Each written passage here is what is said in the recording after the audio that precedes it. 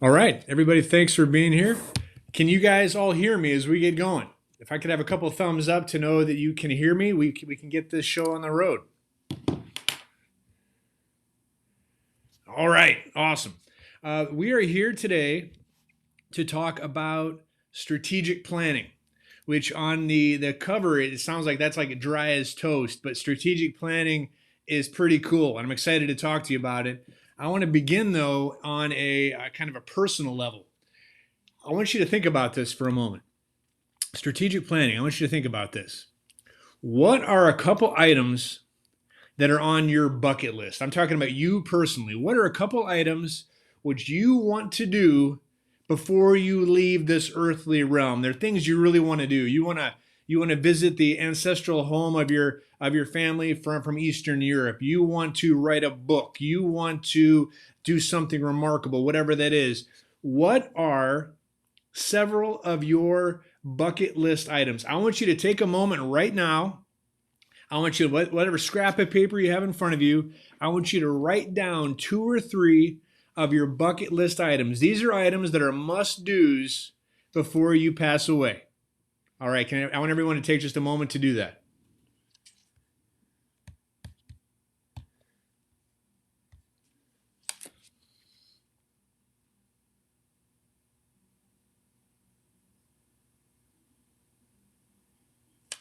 Is anybody gutsy enough to share one of their bucket list items in the comments section? Any of those items that may be something you really want to do? If anybody's willing to share, please put those below. Ha! They've got skydiving. We want an older mother to think we can play the piano well. Trip to Alaska. Go to Italy someday. Travel across the country in an RV. Visit Tuscany. Horseback ride in Yellowstone. Okay, these are awesome, right? These are awesome. 2 teenage daughters. I'd love to see them go to college and successfully launch. Nobody living in the basement. Absolutely. Visit the tropics. Visit Ireland. A lot of visiting. That's awesome. Okay. What I want to throw at you guys all, see the Indians win the World Series. Well, woo! I don't know. I do think the Browns are going to win this. The Browns Super Bowl this year is the year. Okay, establish a secure plan for my son with special needs. Absolutely. These are big things. I want to throw this out to you because somebody said it a moment ago. The word someday. I want you to take this on board. If you attribute someday, that phrase, to something on your bucket list, that is a polite way of saying you are never going to do it. Someday I'm going to write that book. Someday I'm going to be financially independent. Someday I'm going to visit Ireland or Europe or wherever the heck it is, Alaska. Just get over it. And just if you're not going to do it, don't do it. If you actually want to make something happen, if you actually want to do what's on your bucket list, I'm going to give you guys the next challenge. Put a date next to it. I am going to visit Alaska in the summer of 2004. I am going to play the piano for my 92-year-old grandmother or my 90-year-old mother on her next birthday. Whatever that is, whatever you decide, I want you to take a moment right now and put a date next to some of those bucket list items. It could be very vague, but put a date next to those items, please.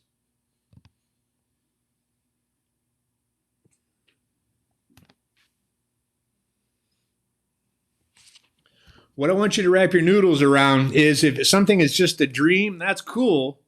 But unless you have a plan wrapped around, unless you actually have a goal and a plan, it's not going to happen. God bless you, it's not going to happen. If you want to do one of those items on the bucket list, you have a date that you're going to do it by. Then we work backwards to establish specific action items to get there. Purchase a beach home in 2030. Outstanding. I love it. To remove yourself from the business by 2026. Outstanding. These are some different things we want to do. We got to plan for them, right? They're not just going to happen. It sounds obvious, but have you ever met anybody? They'll say things like, I'm so frustrated because that hasn't happened for me. And you'll say, well, what do you want to happen? And they'll say, well, I don't know. I'm so irritated because I haven't arrived. Where are you going? Well, I don't know. Here's a clue. If you don't know where you're going, there's a hell of a good chance you're not going to get there, right? It seems pretty clear. It seems pretty obvious. But if you ask some people direct questions about what they're trying to do, most of them have no idea. Little less than that, and they have no idea how to get there as well. So I say that to kind of get your minds right. As a person, if you don't know what you want, definitively, if you don't know what you want, it's not going to happen. You are now here as a leader of an organization. If you want your organization to achieve something, if you want to go a particular direction, you have to have a clear idea of where you're going. And this is infinitely more difficult with an organization because you have multiple influencers, you have different agendas, you have all kinds of stuff going on, right? So the idea is, how do you get people aligned? My name's Tom Speaks. I own an organization called the Impact Group. We're an organization in Northeastern Ohio. We work with county DD boards, private providers in Ohio, Indiana, Pennsylvania. We've been working in the DD field for quite some time. We also do an awful lot of work with school districts, private enterprise, whatever. We are essentially a communications firm. The Impact Group, igpr.com. And one of the things we do quite a bit is strategic planning. It's helping organizations get aligned and move where they need to go. And frankly, it's a heck of a lot of fun to work with folks to do this kind of thing. So really today, I'm going to give you guys the basics of strategic planning, some things to think about and some things to work on as we go. And really, I'm just going to throw things out. If you have questions as we go, please put them out. I'm not a big believer in PowerPoints and other thing. I just kind of throw it out there and let's just have a discussion. But I'm going to go through the different topics. As I go through them, once again, if you have a comment, please leave it on the chat right there and we will figure it out. Does that make sense? If people are on board, give me some type of that you get it or you understand or thumbs up, or I need to see some life out there. Got a lie. All right, excellent. Okay, here's what we're going to do. Let's begin with the beginning. What is a strategic plan? Well, really, a strategic plan has a couple big purposes. One is obviously to have a very clear idea where your organization is going. What I mean by that is you have a clear idea what your vision is, but you also have it broken down to specifically who is doing what, when, and is it measurable? Who is doing what, when, and is it measurable? That's the one big part of a strategic plan. We have to have that piece. The next, is it genuinely the community's strategic plan? What we mean by that is you operate in a larger community. You have parents, you have caregivers, you have the individuals you serve, you have political entities, you have your county board. All of these folks contribute to what you do. If they feel genuinely that they are a part of that plan, they are going to be invested, they're going to be excited, and they're going to be the wind in your sails to drive you forward. So the two big pieces of a strategic plan are it has to really be actionable, and it has to be perceived and truthfully a function of what the community wants. Now, this is huge because I know in my former life I worked on a lot of strategic plans for a show of likes. Will anybody ever? Would you just let me know? Has anybody ever experienced this? You go through a strategic plan. Everybody works really hard. You're finished with it. You're exhausted, and then a year later, somebody says, "Where the hell is that thing? Didn't we have a strategic plan?" Has anybody ever experienced that? I see an awful lot of people. Yeah. There's nothing more frustrating than working really hard on a plan and then not following the stinking plan, right? So one of the key elements here is you create a plan that is simple, it's actionable, and then what you do is on a quarterly basis, I'll get into this at the end, on a quarterly basis, you review that plan. Green, it's done. Yellow, it's in progress. Red, it's behind. Black, it's been taken off the list for whatever reason.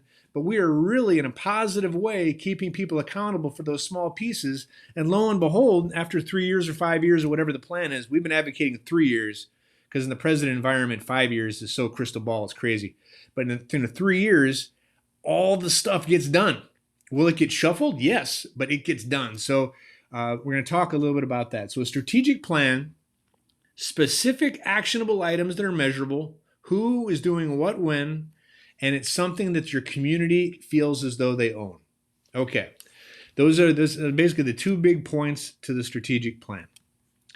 All right, there's a couple of different ways to do this. We are very we've done dozens and dozens and dozens and dozens of these, and I really believe strongly there's two big ways to do it. One, you do a strategic plan with a standing committee. You create a committee of citizens and stakeholders and whatever, and that is a committee which meets, and then they meet again, and they're throughout the whole process. The standing committee is your strategic planning committee. We have found that it's cumbersome, and this is a matter of opinion. There are those that have done it this way and love it, and God bless them, but this is my opinion. When you have a standing committee, two things happen. One, there's by its very nature a narrowness to that committee. You can only have so many people on the committee, and they only represent so many aspects of your community. So there's a narrowness to it. And second, just fatigue. People are busy. To ask someone to be involved at that level for that length of time is hard to do. And what we find is you end up having a committee of your admirers. You know, it's a kind of the mutual admiration society. Everybody's sitting around saying how great we are. That's okay. But if you really want to get better at anything, you have to have some people around you who are honest enough to say, you do that really well. You don't do that so good. Let's work on that. And if you expect people to show up again and again, it's hard to get that kind of input. So the one way to do it is to have the standing committee in which they have your strategic planning committee. Once again, you run through a process with them. We do it the second way. Once again, there's no right or wrong. It's just how we've done it, and it works really well for us. There are multiple phases. And the idea is to get as many people involved as possible, but to require smaller input from them. So we will do it in a way which is kind of a community engagement model. And this is the model that we've used in the past. You've got essentially, there's a couple phases. The first phase is your development phase. This is your visioning. This is you're deciding where are we going as an organization, and this is big. This is kind of interesting too. There's some people, they really dig this stuff, like the visioning. They're kind of the big picture thinkers. The other tactical folks, you'll see them roll their eyes and like, come on, man, let's get to the meat of this. You have to have a vision. You have to know where you're going as an organization. A couple pieces of this. A great exercise which you can do is you get your folks together and you ask them to think with the end in mind. So you'll say, gosh, it's, what you'll present, you'll say, everybody, it's 2023. In 2023, We are excited. We've done it. We've achieved it. What is it? What did we achieve? What are we excited about in 2003 that we're celebrating? Are we able to articulate that? This first phase is done generally. Once again, each organization is different. But what we generally see is you have a session with your board. So you're kind of your governing board, if you've got that. And then also we have a session with your senior leadership. And it's fascinating if you're operating with a board to have them separately, because what you do is you see where you're aligned and where you're not. So that first session, you're talking about, once again, the vision. 3 years from now, what have we accomplished? And it's a fascinating exercise because people think they're all on the same page, and it gets really apparent really fast when you aren't. So the idea, once again, is what does success look like? We get that up on the board. These are the elements that are success. Great. Let's establish that. The next piece you want to get into is it's something that is as old as the hills, and it works effectively. It's strengths, weaknesses, opportunities, threats. So with your board or your governing body, whatever, and then with your administrative staff, your leadership, what you want to do is based upon those goals. So once again, you said in 3 years, we are going to accomplish these things. That's where we're going. Everything okay, Scott?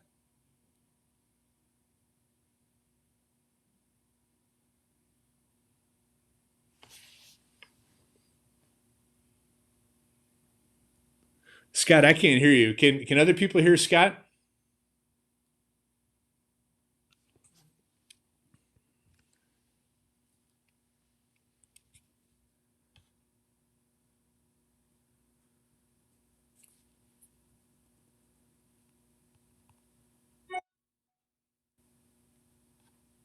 Not quite sure what happened there. Can somebody give me a thumbs up that I'm back and that you guys can hear what I'm saying? If I have a couple thumbs up, or excellent. Okay, not sure what happened. Let's keep going. So we got our first phase there. This is the idea of we're establishing the vision. So once again, your first 3 years, you've got it up on the board. These are the things we're going to accomplish. Based upon that, you say there's different phases here. What are the strengths we are going to build upon to achieve that objective? What are the things which we do really well? What should we brag about because we are so awesome at it? These are the things we want to get up. So now we got an idea. What are the elements which we do really, really well? Let's get those understood as they relate to our goals. So we get our strengths. We have an opportunity to really understand those. Then you have people vote on what those strengths are. So we get a real consensus on how that's working. So we get that all squared away.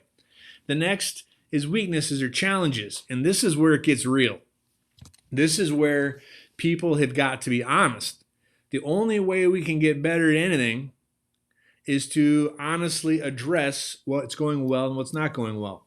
And take this or leave this. But to really get a lot from your staff, to get a lot from your board or whatever, sometimes it's necessary to have a third-party facilitator.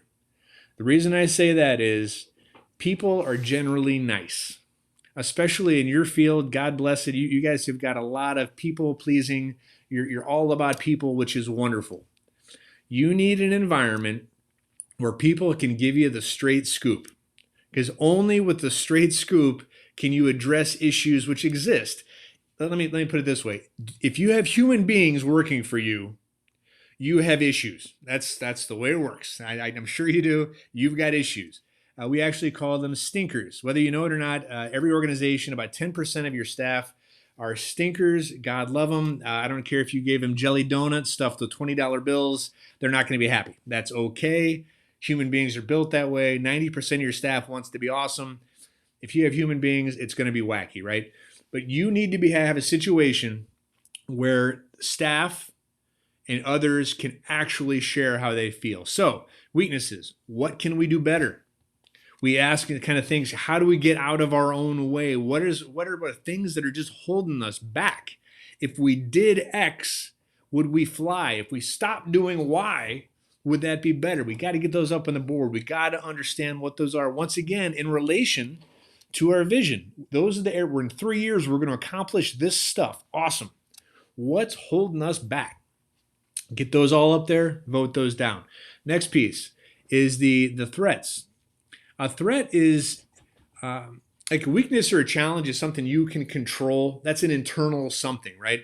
A threat is something, think of like a tidal wave. You're standing on the beach, there's a tidal wave coming. You can't stop the tidal wave from coming. It didn't originate with you, it's coming, but you can prepare for the impact of that tidal wave.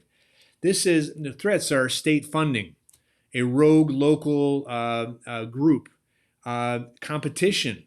I don't know, but it's an external threat that we have to identify what that is. How is that possibly standing in the way, once again, of our 3-year goals? And last is opportunities. An opportunity, what is an external resource? What is something that you can harness that if you actually have that, it'll help you get to your goal? That is potential additional funding opportunities. That is partnerships with local universities or whatever. That's the idea, is to understand what that is. What are those potentials? Does this make sense as far as the first phase? We're getting a vision, and we're also getting the idea of the baseline of where we are. If people understand that, give me a thumbs up or a like, or just so I hear you guys are with me. Okay, cool. So this is our first phase. Now, another piece I want to talk about in this first phase, and this is pretty big. This is something we're going to address as we get into the second phase, but I want to bring it up now. Have you ever said to yourself something like, I can't believe that person said that? I cannot believe that employee acted that way. I cannot believe that person would possibly utter a phrase like that. Has anybody ever experienced that before? If you have, give me a thumbs up or a like.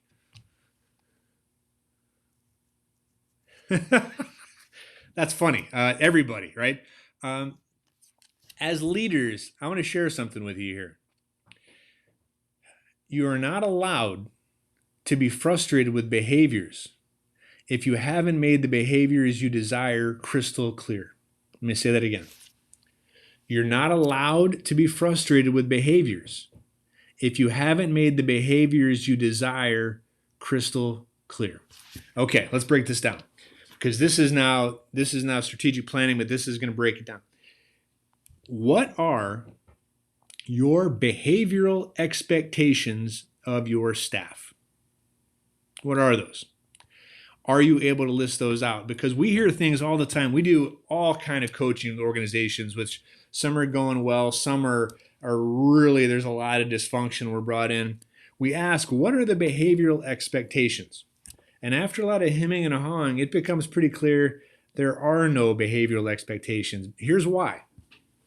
We all assume everyone else knows how to behave. What I mean by that is we assume everybody else was raised in our culture, with our religious background, with our parenting, with whatever else. Guys, if we put 100 people and put them in separate rooms and ask them really complicated questions like, what is respect? What is punctuality? You would be blown away at the different responses, right? Punctuality, what the hell is that? My grandmother taught me punctuality is you show up 15 minutes, you show up 15 minutes early to everything. 15 minutes early is right on time. It's stamped on my brain. 15 minutes early is right on time, right? Have you guys ever met anybody that 5 minutes late is entirely appropriate? Give me a thumbs up or a like if you've met anybody that they think that 5 minutes late is that's on time. I will bet a paycheck that everyone in their life has been 5 minutes late to everything. A couple of comments were like, 5 minutes late isn't on time? So great. See, you proved my point, which is awesome. Okay. For those of you who are kind of A personalities, your head's going to blow off your shoulders when I say this. So prepare. If you don't define what on time means in your organization, you're not allowed to be frustrated when people don't meet it. Here's what I mean by that. On time means you show up 5 minutes late to a meeting. When the meeting time starts, you're sitting at your desk or the table, whatever, you have your stuff out and ready to go. If you're not able to be there at that time, you text the person that organized the meeting to let them know, because being late is rude. That is a clear idea of what you expect. If you continually have people to show up 5 minutes late and you're irritated and don't say anything, it's on you. Once again, for those that are wired tight, it's going to drive you crazy, but it's on you. Have you been crystal clear of the behavior that you expect? Once you make that crystal clear, now we can hold people accountable. Now, there's a couple part exercise. Let's see, somebody says the golden rule is not taught any longer. Respect is not given, and it has to be earned. And there's a lot of truth to the fact that, yeah, I mean, like that's an entire discussion in itself as far as cultural norms and what we expect, and people busting on millennials. If I can go on sideways for a second, stop busting on millennials. It's half of your staff. They're nice people. They do it differently. Get over it. I don't know how many presentations I've done. People start talking about millennials. They do it different. You better adapt as well. They have to adapt. You have to adapt. But man, oh man, if you keep busting on millennials, it's going to bite you in the rear. Stop it. Stop it. Okay. What we're doing is we are talking about clear behavioral expectations. Here's what we like you guys to do. Think about this. So you've got your staff in a room now. And there's the second phase is engagement. I'm going to talk about in a second. But while you're talking to people, say you've got a staff or a unit or whatever else, it's a two-part exercise. First part, I want you to ask them, so you've got your group there. I want you to ask them, what kind of environment do you want to work in? What kind of environment would make you excited, would get you pumped up to be here every day? And they're going to say things like a positive environment. They're going to say things like mutually supportive, respectful, interesting, fun always comes up, kind. Once again, all these great adjectives about all these things. So you're going to be writing these up on the board. Kind, fun, engaging, all these things. Wonderful. You've got them all written. Now what you do is you say, okay, so what you're saying is to everybody in the room, you want this environment. Great.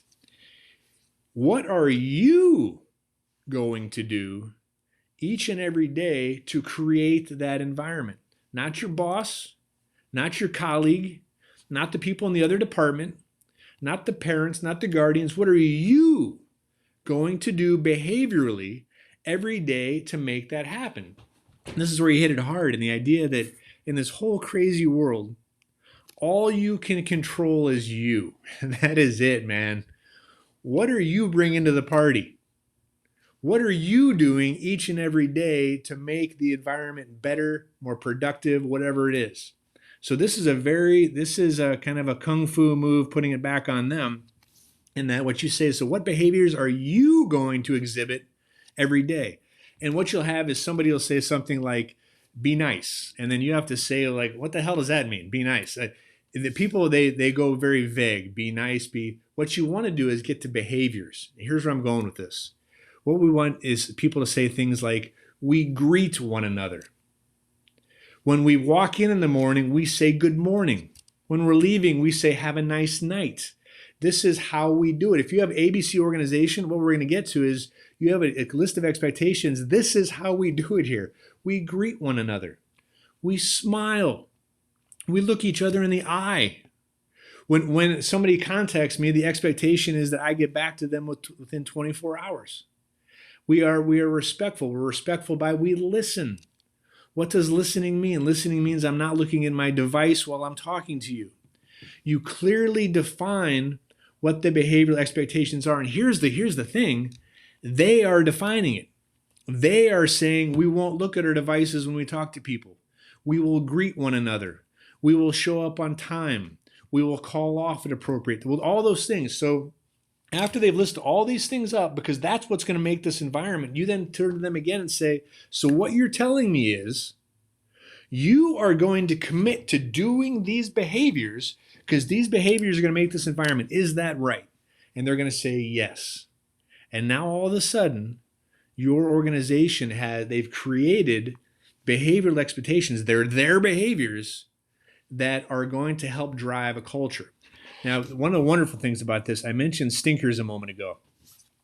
Any organization has stinkers. And that's, once again, human beings. God love them. Be kind to them. Love on them. But they're negative people. And they're always going to be negative people. And that's okay. Understand that when you do these behaviors and you establish in your organization, this is how our behaviors. We smile. We greet one another. somebody's going to say, really? You have to put up a poster that says to smile. You have to put up a poster that says to greet one another. That person has just identified themselves as the team captain of stinkers. Yes, you do.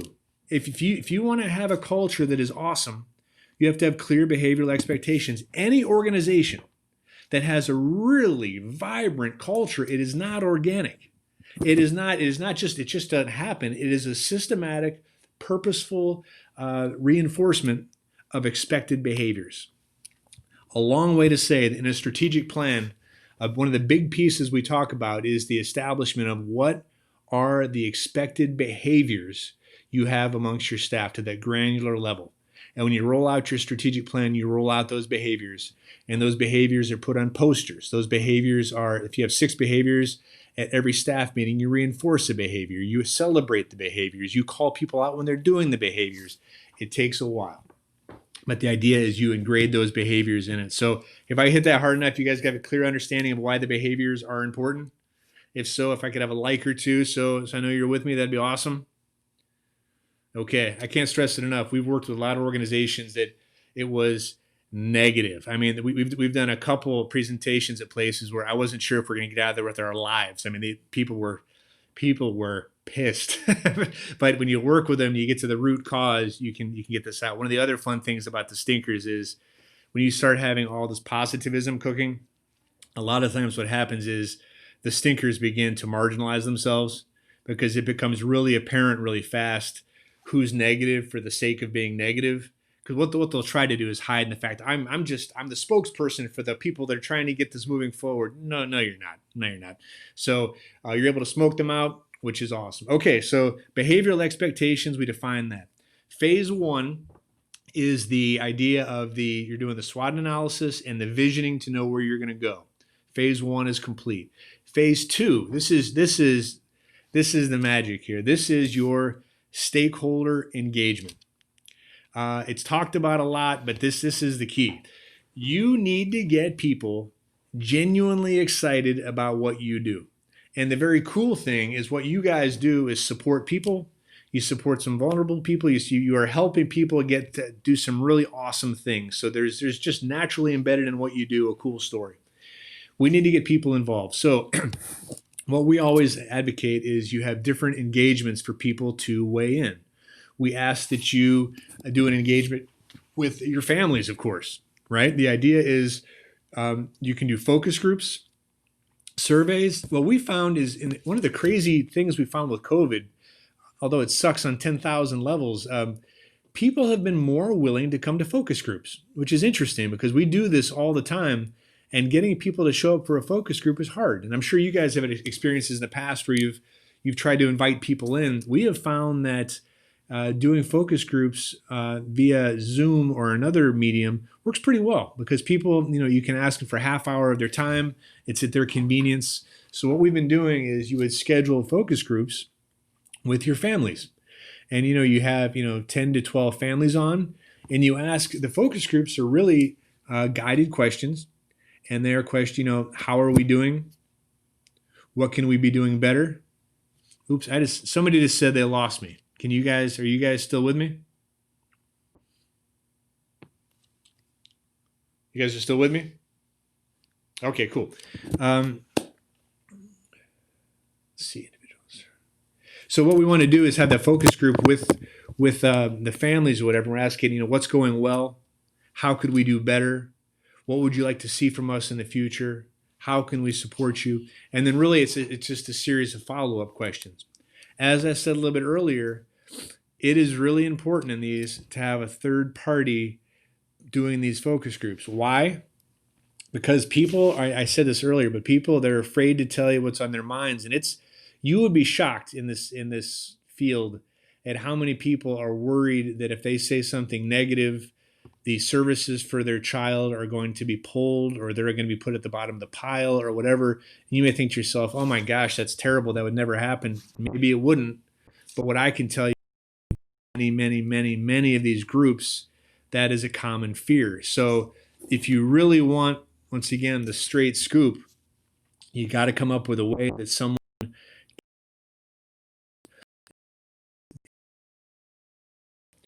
the idea of of the families. We got to get their input. What's going well? What's not going well? How can we better serve you? Your staff. Holy smokes! It is so important that your staff feel heard. One of the things we hear time and time and time again, having done many, many focus groups with DSPs and others, is that the staff doesn't feel heard. Whether it's legitimate or not, I don't know. I do know that it is a myth or urban myth that people, they talk about it, it's the buzz that they're not heard.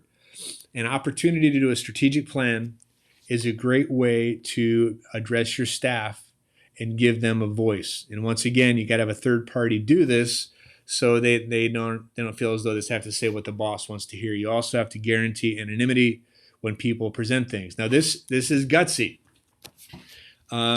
I mean, I own a business myself, and we do this. We have a third party come in and do this type of stuff for us. And I'll tell you, it hurts. It's not easy to hear some of the things. You're working really hard trying to make things better. There's always ways to make things better, and it's not easy to open that up. But man, once again, that's how you get better. So your staff, we need to have an opportunity for your staff to weigh in on what's going well and what they perceive as what's not going well. Community leaders, you don't exist in a vacuum. There's many community leaders, whether it's the local DD board, whether it is a local institution of some kind, sometimes it's local business leaders, whoever in your community are the leaders, we need to engage them. A way we found to be really effective is to do individual phone interviews with those folks, because once again, they're busy. Getting some of those folks to a meeting is very hard, but if you're able to schedule a phone interview with the mayor or the CEO of a company or whatever else, two things happen. The one is you get some great data, and the second is you sort of stoke their ego a little bit. The fact that you were kind enough to reach out and ask. Then later, when you actually have to ask for something, whether financial support or support with your individuals you're serving in their company or whatever else, you have reached out to them in a way to get their input before you make the ask. So there's a nice connection there. So who are your community leaders? We got to make sure that they have a chance to weigh in. Individuals served. We got to talk to those you serve. We've had some of the greatest feedback from individuals served. We had one time, it was a very, very snowy day, and we were talking in the middle of all this. It was a freezing day, and one of the individuals served raised his hand and said, I got an idea. And I said, what is it? And he said, can we have a hot tub? And I said, I can't promise anything, man, but I promise you that I will pass that along to the superintendent here.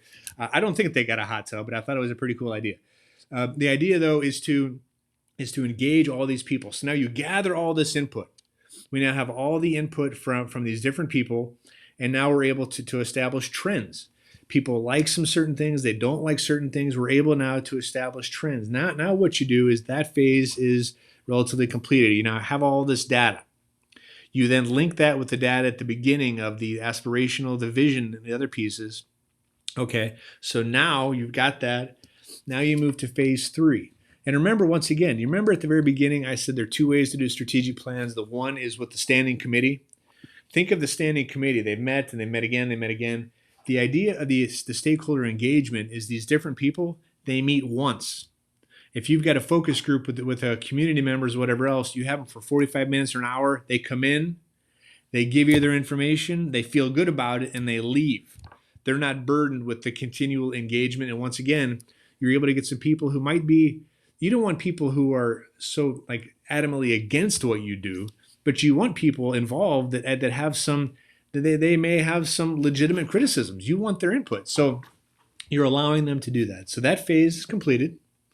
We're now moving into the third phase, and this is where the rubber meets the road. So with all that information, now you're able to establish some strategic goals. You're able to establish, based upon all these things we want to do, it's logical that we break it into large goals. These large goals are, finance, internal, external communications, staff development, board stewardship, technology, safety. There's many, many different ways. Each plan is different, but what are the things that we need to lay out to make sure we have a clear idea of each of those as we go forward? So now you've got your goals. You're at a goal statement for each, specifically what we intend to do over the next 3 years. So the goal is a larger area. Let's say it's external communication. In external communication, we desire to communicate more effectively to the community stakeholders and the families we serve in the greater community. Whatever that is, that's your external communications, and that is your goal. Okay, we've got that. Now, at that next phase, we begin to also establish objectives. Different people do it different ways. This is just a vernacular we've always used. There's a goal, an objective, and then an action step. Goal, objective, action step. So the goal is the example, once again, external communications. We're going to communicate better to the external community. Great. An objective is something you are specifically going to do over the next 3 years to achieve that goal. So let's say something easy to wrap your mind around is a new website. All right, we know our website's bad. Okay, so we are going to build a new website. We are committing over the next 3 years to build a new website. So goal is external communications. Objective is build a new website. Great.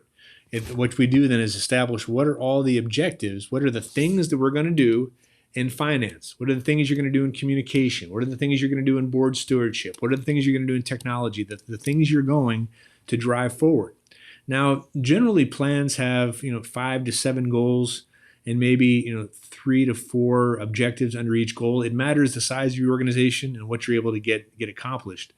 But that's generally the scope. So there's a couple objectives under each goal. Now, here's an important note. And this is something that is often missed on people with strategic plans. This is not creating an entirely new array of all new stuff you have to do.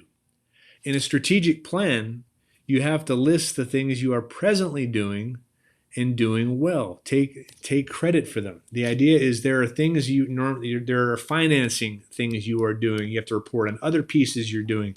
You have to essentially bake those into your plan. We need to show your board. You need to show the community and others that you are faithfully executing your plan. So take credit for the things you're doing. It's a subtle point, but it's a big one. This is not a laundry list of new initiatives. You are systematically prioritizing the things you have to do over the next 3 years, some new, a lot not new, but you have to have it on that list. So, goal, objective.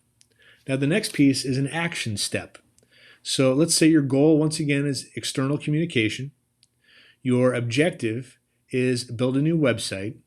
Now we have to establish action steps.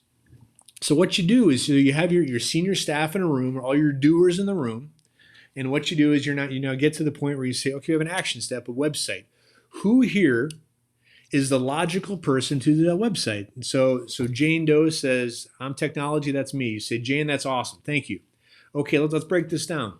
What are some logical action steps? How about an evaluation of our current website? Wonderful. Okay, so the first step is evaluation of current website.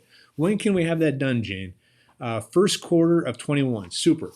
Next phase is the next step is a recommendation for a new website. Wonderful. When can we have that done, Jane? By summer, or we'll say second quarter of 2001. Great. Next one is then seek company to build it. Third quarter 21. That's what she's saying. Great. And then, the objective is to have a new website up and running by January 1st, 2022. That's what Jane says. Great. Now, all of a sudden, see what's happened here. We have a very specific objective with a step, with the person has self-identified. We didn't assign that to Jane.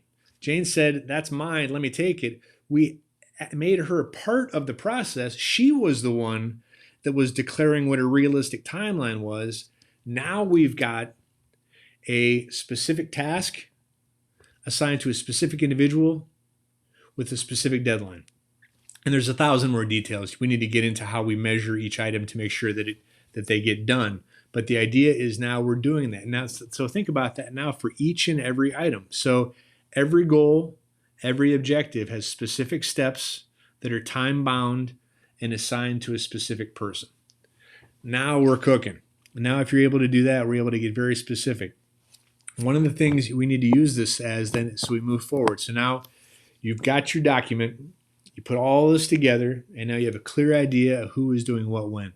And Actually, there's one more small piece. When we're doing that exercise in which everybody's given all that information, everybody generally gets pretty pumped and they try to do everything in the first quarter. Done this dozens and dozens of times. And at the beginning, you always say, look, this is a 3-year plan. It's not necessary to do everything in 6 months. And everybody smiles and everybody nods their head and everything gets planned for the next 6 months. That's just the way it works. So what we do is after everybody has plotted their stuff, then you take a step back and you're like, wow, we have got a ton of items that are due second quarter of this. Does that make sense? Should that be scooted out a little bit? Can we? And then what you do is you kind of parse things out. So you actually have a 3-year plan. There are things you don't need to do right now. There are things that it's logical that they go a little bit further out. There's some things you do need to do, but you need to prioritize. So what we have now, you've got a plan that is assigned to different individuals, and this is something else to work with your staff on and your board and the rest. Everyone is flipping out a little right now because of COVID, and rightfully so. But everyone is their plates are filled, their minds are kind of they're flipping out. They're like, how can I possibly take one more thing on? If a strategic plan is done correctly, it's sort of the premise of many hands make light work. So you've got many people assigned to different tasks. The idea is your staff, each of them maybe has one objective, maybe 2, tops 3. So it's over 3 years. Can you do these 2 objectives? And people, when they start to see that, that makes a little more sense. Like, yeah, I can do that. I can do those 2 objectives over these next 3 years.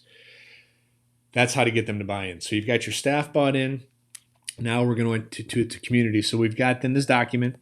Usually a strategic plan should take, different folks do it different ways. It should take 4 to 6 weeks to build. A lot of it is dependent upon the access to your stakeholders. Sometimes it's really hard to get people. Other times it's not hard, but it should take about 4 to 6 weeks to build. And as I said, a traditional plan, you should have like 5 to 7 goals, 3 to 4 objectives under each goal. One of the things which is also when you do it, you may get to the point where like this is too big or this doesn't address what we need. Then you modify it as well. A strategic plan, I'm throwing a lot at you guys here fast. One of the things that is not, and your board would have to understand this is not a definitive, this is the way it's going to roll out the next 3 years. What it is it's the blueprint for moving forward. Ask any military commander about their battle plan going into battle. The moment the first artillery shell explodes or the first whatever, the battle changes, and that's okay. You have to adapt. You have to do what you have to do. But the reality is that everything still gets done. So let's say you're meeting with your crew. We advocate that you meet on a quarterly basis. So on a quarterly basis, you're meeting with your senior staff, and you're not going through the whole plan. What you're doing is a very high level. You're going through and saying, objective 1, this, that, it's due. Is it due? Is it not? People report whether it's due, and then you begin to have people check in. The positive peer pressure of having to report in front of your staff whether or not you've got your thing done is pretty powerful. Now, there are some things which can't get done because there are real circumstances, but what that person reports is, I was to have had X done on the 3rd quarter of this year. Due to these circumstances, it's bumped to the 4th quarter.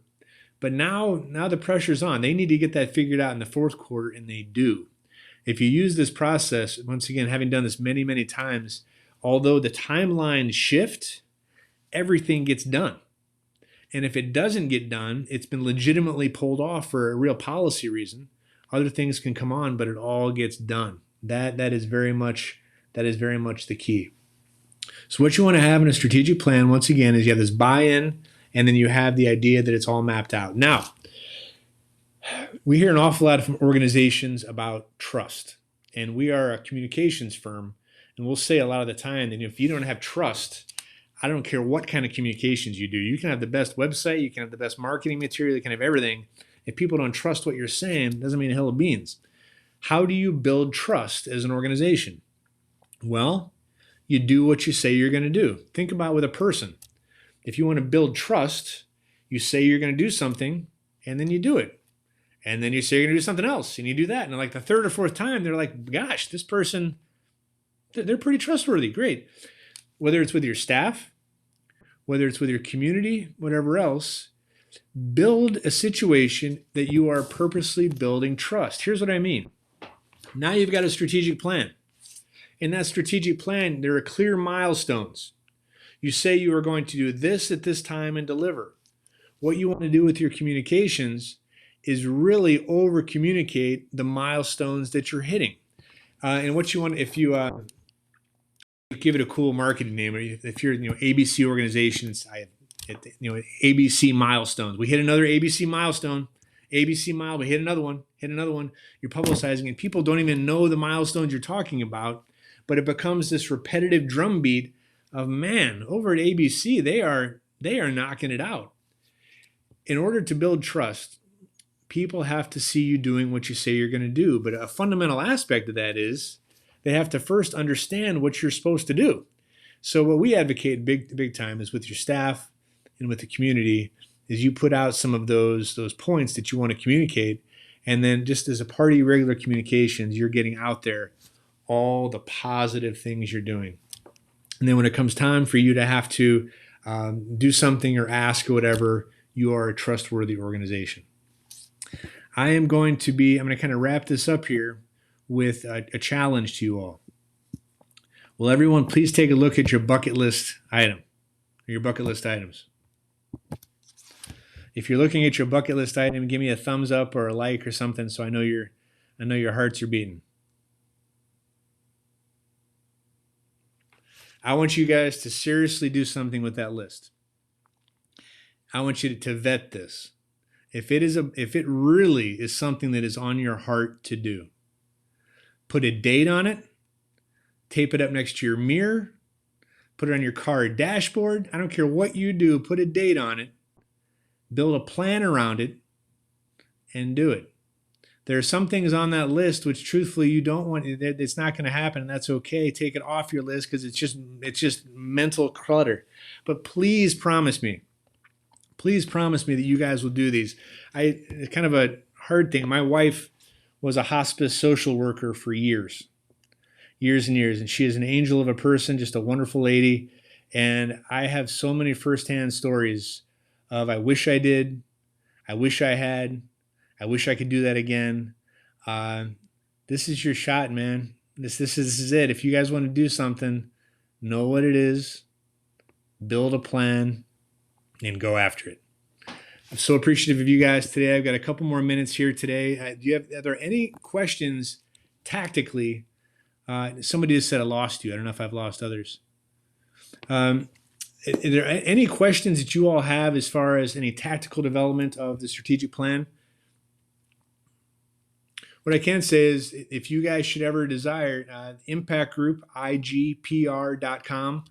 We do this all the time. We'd be honored to talk through this or help you all out. We'd love to do it. If you have any questions at all too, I'd be happy just to talk with you and figure it out.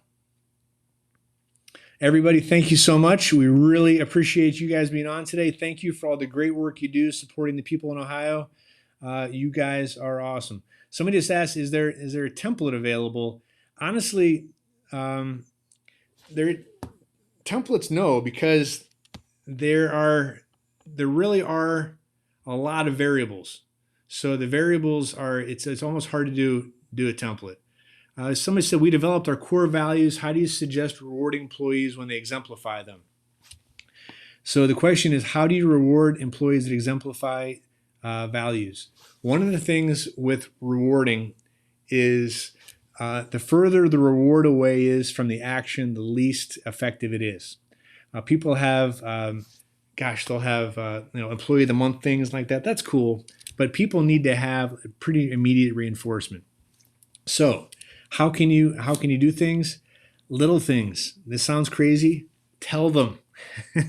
If somebody does it, poke your head in their office, stand at their desk, do whatever you have to do, and say, I really appreciate what you did. You exemplified X. That was awesome. You never, ever, ever did discipline someone in public. You're totally allowed to praise somebody in public. Also, the lost art of written cards.